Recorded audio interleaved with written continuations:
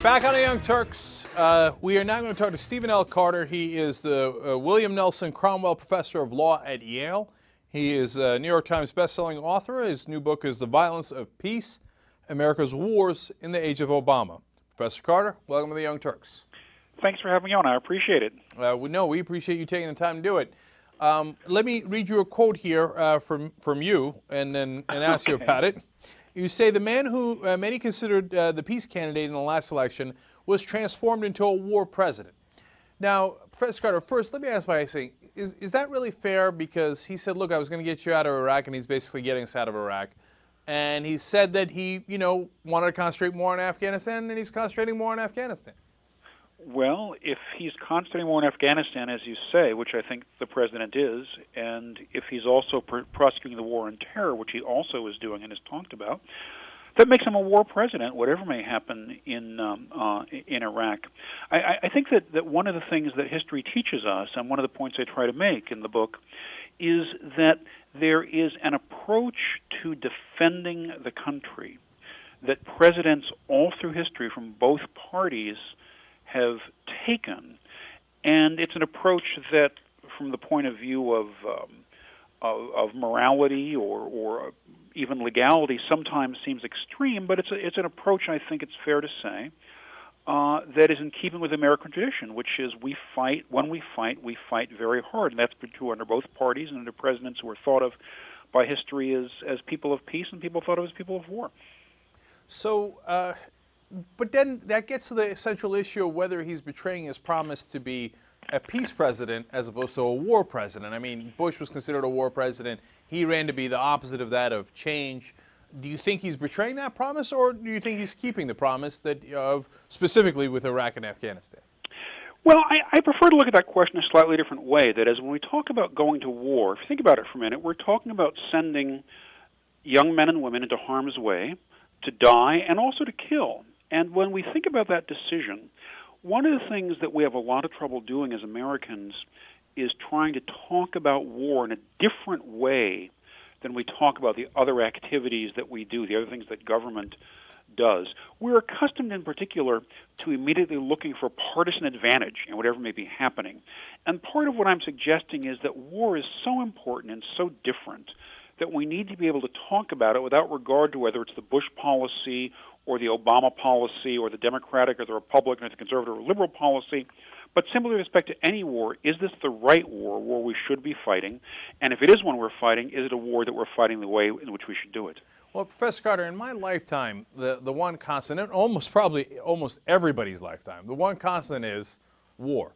And it seems that no matter what the situation is, we can't go to war with the Soviet Union. Well, we fight a proxy war in Vietnam or in Korea or wherever. Well, those turn out to be disastrous, so we decided we're not going there. Well, then we'll go to Grenada, we'll go to Panama, and then 9/11 happens, we go to Afghanistan. You can see some logic behind that. Well, we'll throw an illogical war in there too, Iraq. As I see that pattern, and you talk about Democrats and Republicans doing the same thing, I think, well, then people who say there is an establishment in this country who wants war, who likes war, seem like the people who are saying that seem like they're right, that there is such an establishment, and it doesn't really matter who's president. I don't know if I would say there's an establishment that wants war. It is the case, though. We do spend 40 cents of every dollar on the military that's spent in the entire world is spent by the United States. And I don't think that's going to change very soon under any president. And that's what gives all of us as citizens, I think, a serious moral responsibility to think about what we want our armed forces to do. Not just, we can all have examples of what we want them not to do. So you and I might agree, for example, we wish they hadn't gone to Iraq, say. But what do we want them to do? What is the affirmative work that we think should be done by this armed force that we have? Some people think we should be fighting the war on terror. Some people think we should be going to defend people, say, like the people in Darfur in the Sudan who can't defend themselves. Whatever that work may be, I think that's what we have to have a serious conversation about. And you mentioned the war in Afghanistan. I think Afghanistan is a very interesting example of this problem in the following sense. That the President of the United States, here I'm speaking of President Obama, not President Bush, has described this as a war of necessity, a war we have to win, a war that's been forced upon us, and so on. He's used all of these phrases. I think if he really believes that, if that's what's true about the war, then what we really need is for the president to give an address in which he explains to us in passionate but clear terms why the war is so important and what it means to win, what counts as a victory. And if he doesn't want to do that, then he shouldn't be there. Then he shouldn't be leaving in 2014. He should be leaving now. It seems to me one can't have it both ways. One has to either decide it's a war of necessity or that it's not, and we shouldn't be fighting it at all.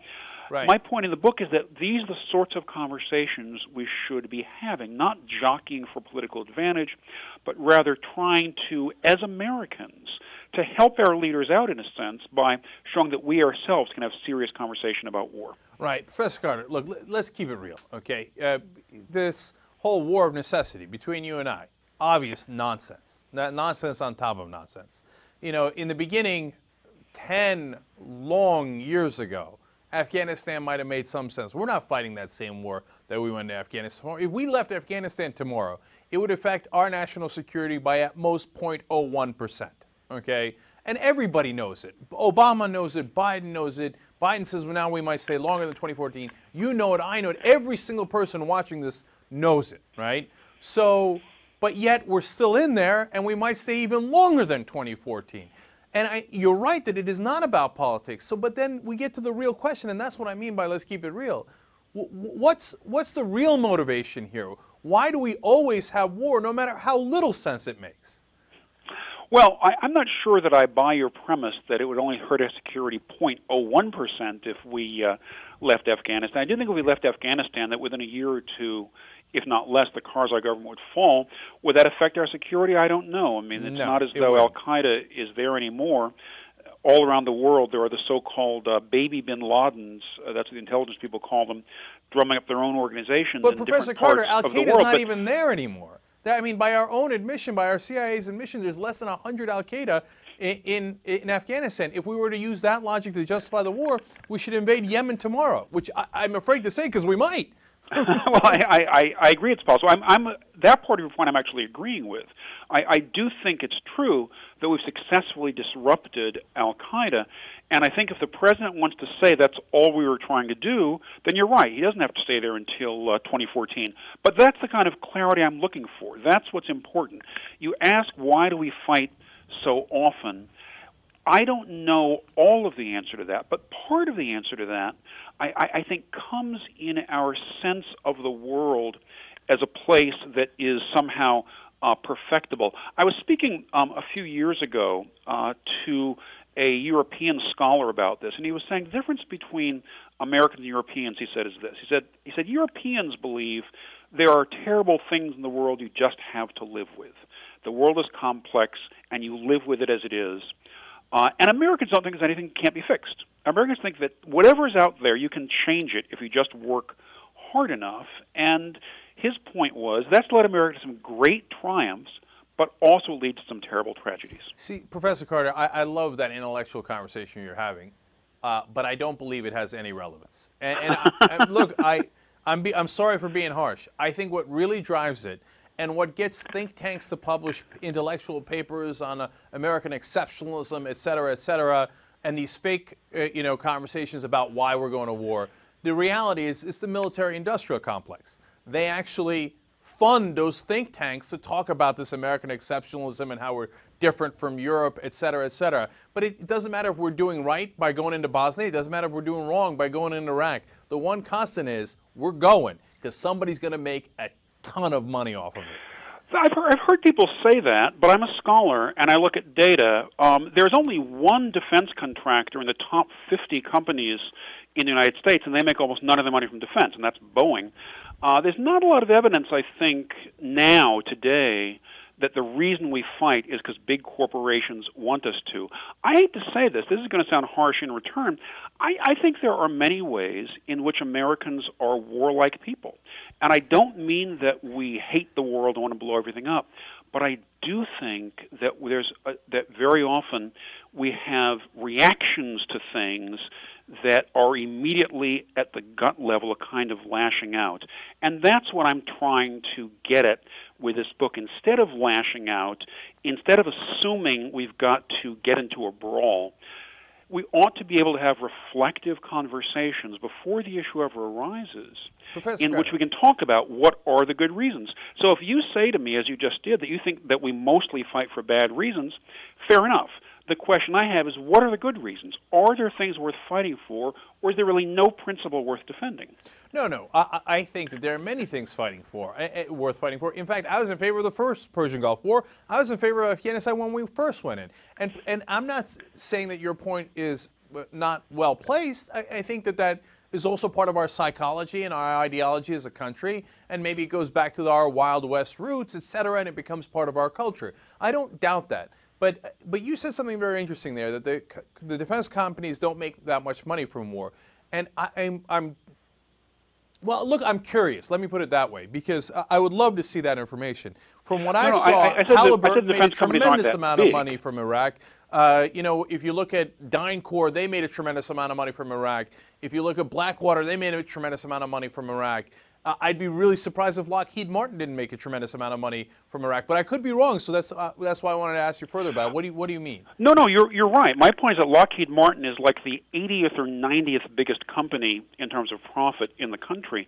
That if you think of America as being driven by its big, powerful companies, most of those big, powerful companies not only have no interest in war, but would be against it.